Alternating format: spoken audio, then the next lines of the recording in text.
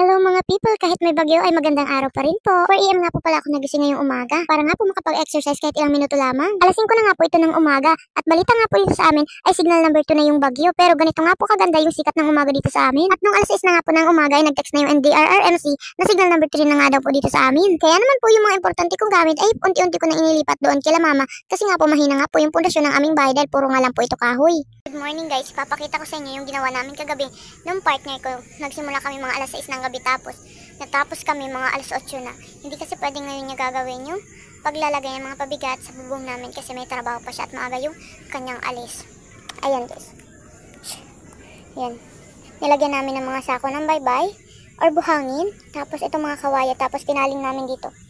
Ayan, kasi tignan nyo naman yung bahay namin. Wala po talagang matibay na pundasyon yung bahay namin kasi puro nga lang po yan kahoy at yung nasa ibaba ay kinain na talaga ng mga anay. Pero tinalihan at nilagyan pa rin namin ng mga pabigat dito sa may bubong para nga po pasigurado pa rin. Tingnan nyo naman po yung panahon, hindi nyo akalain na signal number 3 na yan. At dahil nga po si Papa ay pumasok sa trabaho kahapon, ngayon po siya maglalagay ng mga pabigat dyan sa bubong nila. At ayun na nga po mga people, signal number 3 na nga pero yung araw ay sumisikat pa rin. Sabi nga po nila, ang dala nitong bagyong pipito na to ay malakas na hangin kaya pinasigurado ko na talaga yung mga gamit ko mababasa or malilipad ng hangin, lalo na yung mga papel na gamit ko sa school. At ayun na nga po, pagod na nga ako dito, kakabalik-balik para nga po maglipat ng aking mga gamit.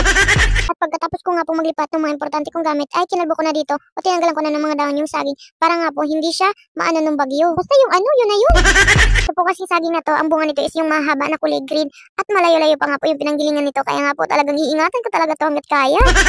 At sana nga po ay hindi nga talaga mapektuhan ng bagyo. At sunod ko naman pong ginawa, ilalagyan ko ng plastic itong aming bintana dito sa labas. Kaya nga lang po ay hindi ko abot. Kaya naman kumuha ko ng upuan sa loob ng bahay namin. Napakahirap po talaga kapag short size lang yung height. Pinapatalangin ko nga po talaga na sana ay huwag masira yung bahay namin. Kasi nga po wala nga po kami ipampapaayos nga dito. Dahil nga po ay napakarami ko pang gastusin sa school. Meow, meow, meow, meow. Meow, meow, meow, meow, meow. Meow, meow, meow, meow. At ayun na nga po, pati nga po itong bunso kong kapatid na lalaki ay umakyat na nga ho dito sa bubungan nila. Dahil nga po, para mag-assist dyan kay Papa. At pinahiga ko nga po dyan yung kapatid ko para nga po picturean ko. At may bayad dyan ng 5 piso para lang pumayag. Content pa more. At ayun na nga po, parang napagod na si Papa at nagpahinga na ng kaunting oras. At ito naman kapatid ko dito ay nagutom na. Ayan, at tinimplan ko na nga po ng gatas. Tapos nga po ay nalaglag nga po itong kawayan na nandun sa taas ng bubong. Buti na nga lang po ay nakadaan na si Mama bago nga po ito nalaglag. At sabi nga po sa akin ni Papa ay ipatayo ko nga daw po dyan sa may gilid na ayan para nga po aabutin niya na lang doon sa taas. Mahaba nga po itong kawayan na ito at mabigat nga po pero kayang-kaya ko naman po. Ang hindi ko lang po kaya is yung tangkad.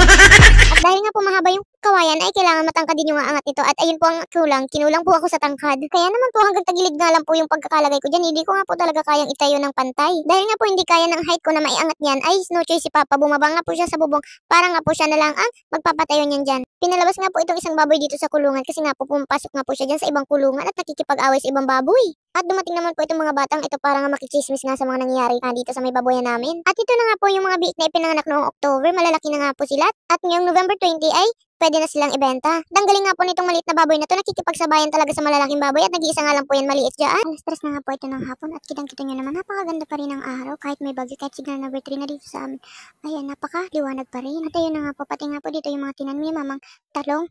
At yung kamatis ay ipinasok na dito sa bahay kasi nga sayang naman kung madadala lang ng mga meron po kasi mga bulaklak yung kamatis at talong ni Mama at tapos napakamahal din po ng presyo niyan sa bayan kaya naman po talagang ipinasok nga namin dito at baka may salba nga namin. Yung mga nakalagay nga lang po sa sako ang ipasok nga namin dito sa aming bahay kasi nga po yung mga nakatanim tulad niyan ay pinatumba na lang ni Mama o pinayuko niya na lang para nga po hindi madala ng hangin. At nagpapakasakali nga lang po na hindi nga talaga madala ng hangin kasi sayang din po, matagal din po yung pagpapatubo ng mga halaman o yung mga gulay. Kaya nga po talagang tinagaan ni Mama isa-isahin payukuin yung mga nakatanim sa lupa na mga halaman niya na gulay para nga po hindi madala ng bagyo. Pinakuha na nga ni Mama dito sa kapatid ko yung bunga ng papaya. 2 bunga yan. Sayang rin naman kung mawawala pa. Malaki na din naman. Isang ulaman na din yan. Ng mga oras nga pong ito ay mahangin-hangin na kaya ayan nagsisidali na kami may pasok yung mga pananim at talaga naman kinuha na namin yung bunga ng mga ibang gulay ni Mama para nga mapakinabangan pa nga namin. Nga po nag-edit ako nito ay nasa CR ako at alas 6 na nga po ito ng gabi at medyo maulan-ulan na din. Then mahangin-hangin na din kaya doon sa kulungan ay pinapasok na dito nila Papa sa kusina para nga po safety na. Kung may naririnig man po kayong ingay sa background ko habang nag-voice over ako, ayan yung mga baboy na pinapasok nga dito sa kusina kasi nasa CR nga lang po ako malapit lang.